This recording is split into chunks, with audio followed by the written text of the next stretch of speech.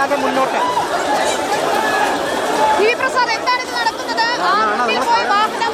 ആദ്യ വാഹനം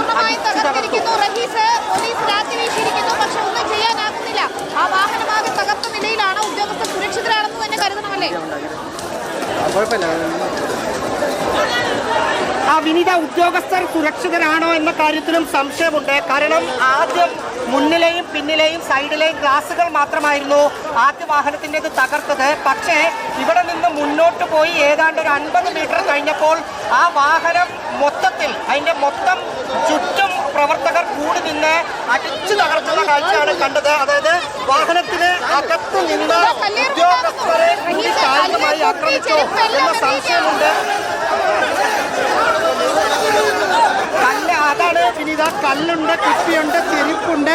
അതിനൊപ്പം ഇവിടെ കിടക്കുന്ന എല്ലാ സാധനങ്ങളും വെച്ച് പ്രവർത്തകർ എറിയുകയാണ്. ആദ്യത്തെ വാഹനത്തിനാണ് ഏറ്റവും കൂടുതൽ പരിക്ക്. ഇപ്പോഴും ആ വാഹന വ്യൂഹത്തിന് മുന്നോട്ടേക്ക് പോകാൻ കഴിഞ്ഞില്ല. അതായത് മൂന്നാമത്തെ വാഹനം ഇപ്പോഴും മുന്നോട്ട് പോകാൻ പറ്റാതെ കിടക്കുകയാണ്. അത് ഏതാണ്ട് ഇപ്പോൾ മൂന്നാമത്തെ വാഹനം ഇപ്പോൾ മുന്നോട്ടേക്ക് പോയി. പക്ഷെ പോലീസും പ്രവർത്തകരും തമ്മിൽ അവിടെ ലാത്തി ചാർജ്, തൊട്ടപ്പുറത്തെ സ്ഥലത്ത് പോലീസും പ്രവർത്തകരും തമ്മിൽ ലാത്തി ചാർജ് നടക്കുന്ന ദൃശ്യങ്ങളിലേക്ക് കൂടി ഇപ്പോൾ തന്നെ പോകാം.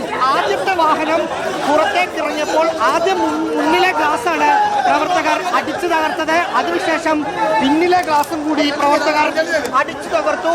പിന്നീടാണ് ആ വാഹനത്തെ മൊത്തത്തിൽ വളഞ്ഞ് അതിനകത്തുള്ള ഉദ്യോഗസ്ഥർക്കും കൂടി മർദ്ദനമേറ്റിട്ടുണ്ട് എന്നാണ് മനസ്സിലാക്കുന്നത്. ആ തരത്തിൽ CPIM പ്രവർത്തകർ, DYFI, SFI പ്രവർത്തകർ പൂർണ്ണമായും ആ വാഹനത്തെ വളഞ്ഞിട്ട് ആക്രമിച്ച് അത് പൂർണ്ണമായും അടിച്ചു തകർക്കുന്ന തരത്തിൽ തന്നെയായിരുന്നു. അതിനുശേഷമാണ് രണ്ടാമത്തെയും മൂന്നാമത്തെയും വാഹനം മുന്നോട്ട് പോയത്. ആ സമയത്ത് ആ വാഹനത്തെ സുരക്ഷ ഒരുക്കി മുന്നോട്ടേക്ക് കൊണ്ടുപോകാൻ പോലീസിന് കഴിഞ്ഞു.